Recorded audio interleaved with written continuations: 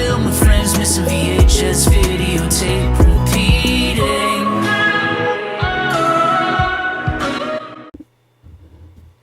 Welcome back, fam.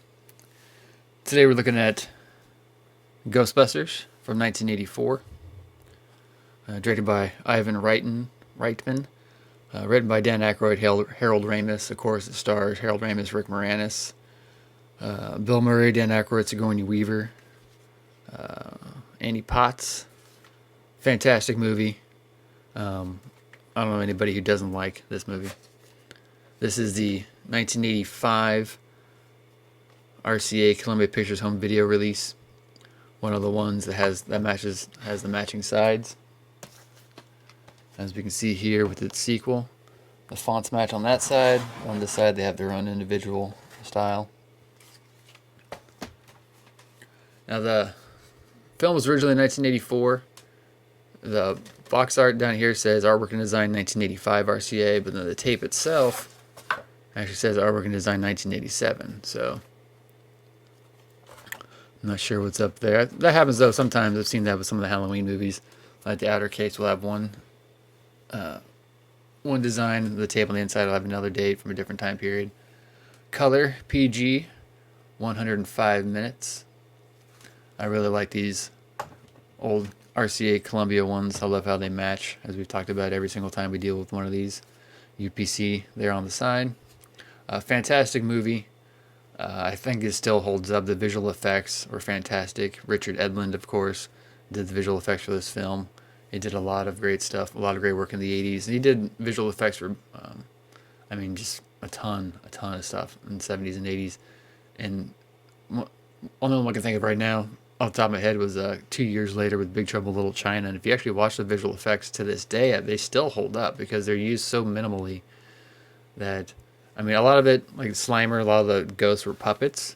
So they were practical effects, and they were just kind of like teased up a little bit with, digital, if you call it, or computer graphics at the time. Of course, highly quotable, fantastic movie, so many great performances. I think Rick Moranis is hilarious in it.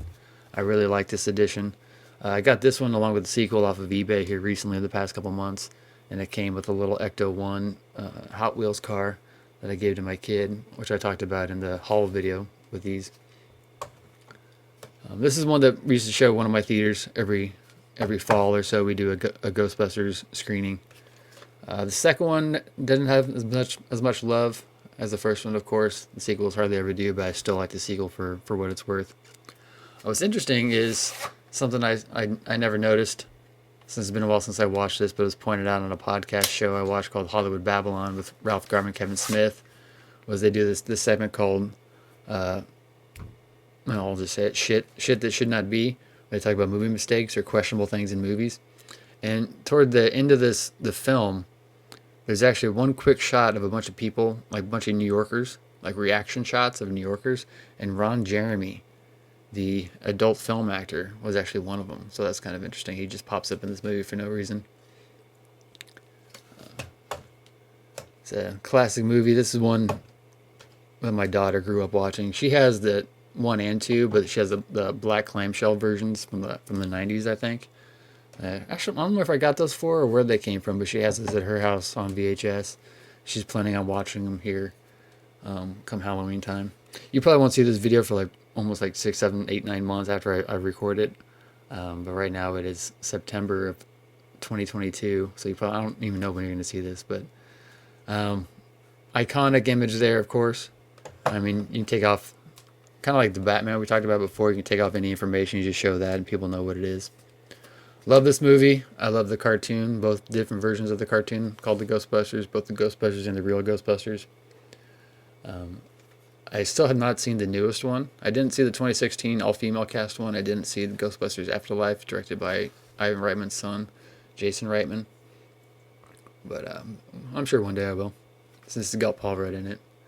Nevertheless, a cool version. Like I said, these RCA Columbia Pictures ones I just adore collecting. I like collecting anything that matches, serialized and or whatever you want to call it. What do you guys think of this movie? As big fans of it as I am? Do you like the sequels? Did you like the female remake? Did you like the newest one?